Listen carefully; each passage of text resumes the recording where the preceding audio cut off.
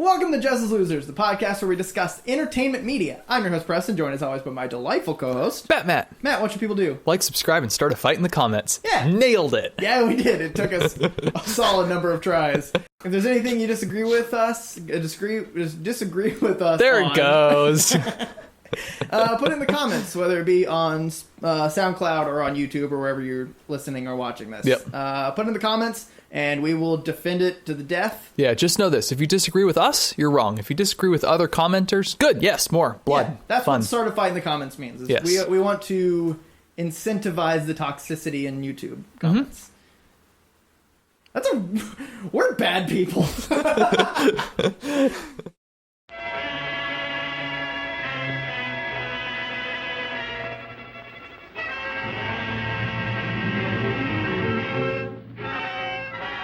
Slashers, huh? How about those? Slashers. Yeah, slasher. I hardly know her. Ba-dum. That's all the preparation I did for this episode. So slashers. So slashers. What's a slasher? It's a great question. So, a slasher movie is a movie that features a slasher. Slasher being the villainous monster's archetype. Oh man, I love it when those definitions do that. Slasher movie it's one of the most recognizable archetypical layout. Like, this is exactly how the plot works. You have a small group of people, often conforming to very particular archetypes and stereotypes and just almost caricatures in some cases. Cabin in the Woods does a really good job of laying out what those are. We'll get into that in a minute. And they are typically trapped in an enclosed location, or not. If not trapped necessarily, then at least there is some reason that they are in a particular location, a particular setting. Faceless murderer picks them off one by one. Not always faceless. Not always faceless. Friday the 13th is a very faced woman. It's true.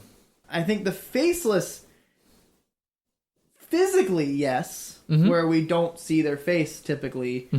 But I think in the, I don't think metaphysical is the right sense. And Probably not. Spiritual sense? Yeah. They're not faceless. Because, like, for a lot of the slashers, so Jason, like, the Shape, like, you get their backstory. And also the mask becomes their face. I guess faceless in the sense that they are not humanized. They are...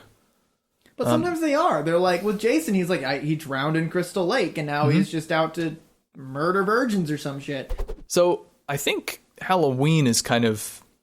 It does it well in the sense that it doesn't actually humanize them. I think the ones that don't humanize the killer, the slasher, tend to be more effective. My pick for the hands down best slasher of all time is the original Black Christmas. Black Christmas is... Like, it is literally faceless killer in the sense that we get some first-person perspective at some point, but we never see it. We never see who it is. And I think part of its effectiveness is the mysteriousness, the literal unseen threat, to make a call back to our tension episode there. So that's one thing. That's one thing. I want to double back on all of the tropes. So do you have, like, a list of, like, the tropes that happen in slashers? Yeah, so I have the a list of the 5 archetypes as laid out by the acclaimed masterpiece Cabin in the Woods. Okay. There are, in order of this particular list, the virgin, the scholar, the athlete, the whore, and the fool. So there's the virgin, or the final girl, which is, I guess, kind of a trope in and of itself. There's always the pure, morally innocent girl who escapes to the end and survives. Often she is driven to a point of moral compromise or violence along her journey. I think this might play into having those tropes is that we will all connect with one of them somehow. Okay. Because they're all very different. Like, I would associate myself with the fool because they're usually like the ones that are like goofy and fun and like make jokes at everything. And it's like, yeah, that's me. And then you die. Huh? And then you die. And then you die. But, like, that's the thing is that, like, except for being a virgin, there's that's typically a punishment for each of them. They're somewhat, like, you die somewhat related to your thing.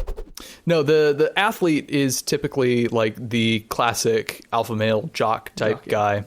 Very masculine, very handsome, very confident, and fatal flaw is going to be hubris. Yeah. And he's going to be driven to ruin by his own crazy recklessness. Pride oft comes right before the fall. Yep. Sometimes the literal fall if you're watching Cabin in the Woods. Yeah, everyone's got some, like, everyone relates to one of them, Yep. and then also just hates the other one. So, like, Right. there would be something like, oh, the fool thinks the jock is just an asshole, and then when he dies, like, yeah, you get what you deserve, and then when the fool dies, you're like, damn it, that was me. And I think it kind of, it pairs that, that satisfaction with the dread, where like you feel good that someone got what's coming to them, but then you're immediately going to get yours too. Right. You raise an interesting point. Why is it so often in these movies, especially the less good, more schlocky ones, we find ourselves rooting for the slasher in the first place, rooting for this karmic punishment? I think it's we protect the innocent. We want to protect the virgin, so we're rooting for the virgin to survive in the end. And then but then the movie makes the rest of them kind of enemies. Like we hate them. We're okay with seeing them die in satisfying ways. Yeah. Why those other four then? Why are we okay with seeing them die? Is it because they're not virginal and pure? I think it's because they embody the bad versions of all the people we grew up with. Like, you know, and we all knew the jock. Like, we're all friends with jocks. I got friends who were jocks. Yeah. But we also know the asshole jock. Yeah. That, like, you're like, man, wish he gets a concussion in that football game.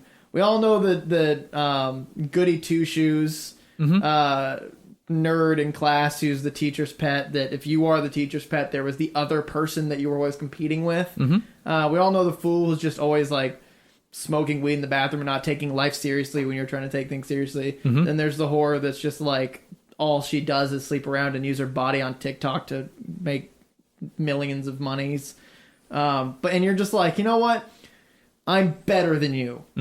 I'm better than you, and I'm going to protect this virgin. Okay.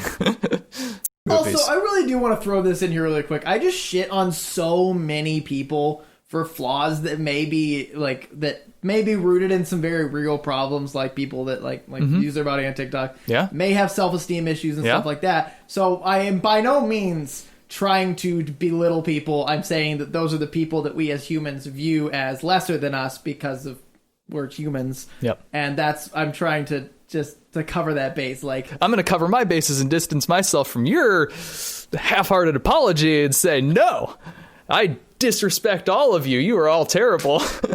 I am a vicious misanthrope, and you got to deal with it.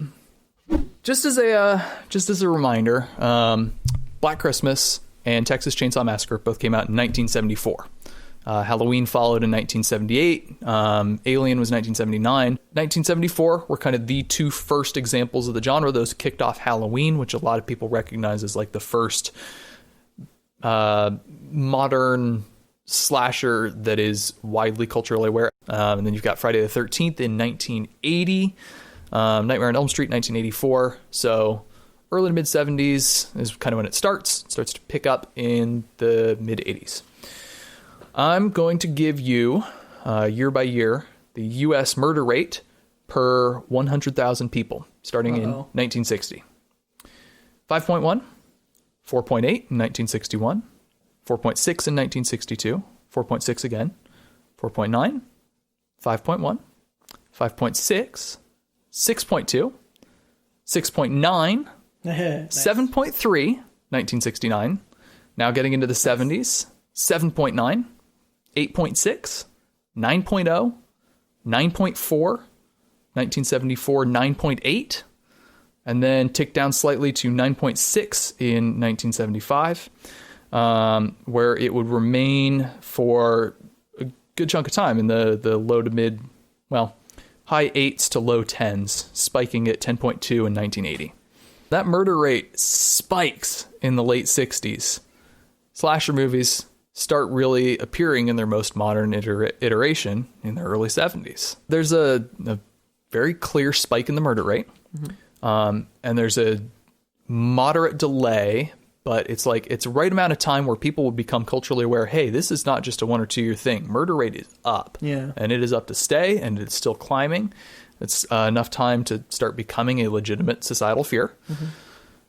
Of course, entertainment industry is going to react to that. Yeah, I don't know if it actually happened or if it just people started becoming aware of it. But in the early 70s, just random interpersonal violence, violence for violence sake, violence for the sake of you're psychologically deranged and want to hurt people. What was happening in the 60s and 70s? Civil unrest. That's what. So it was a bad and messy time. Yeah. Good things came out of it, and a lot of bad stuff came out of it. And a lot of people looked at things that were happening and saw moral degradation, got hippies and the counterculture and down with the man kind of spirit. And a lot of people were like, this is not good. This is a problem. We need to protect the innocent virtues. Came back. Hey.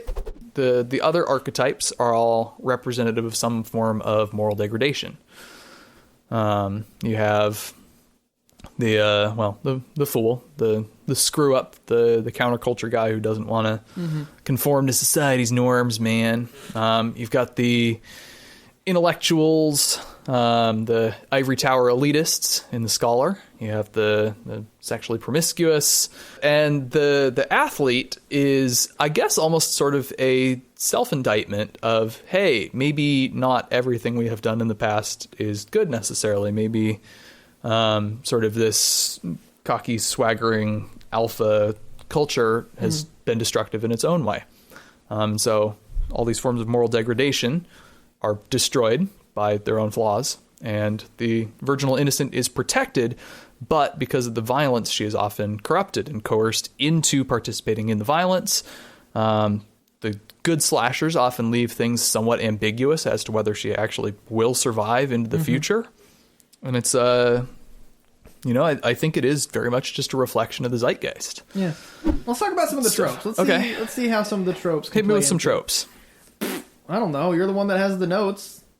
Yeah, but I didn't take notes. Ah, shit. Well, no, a good one is, characters making relentlessly stupid decisions. Well, the one that really stuck out to me when you were listing the tropes from Black Christmas is picking them off one by one. And I think the essence of that is being separated from the pack.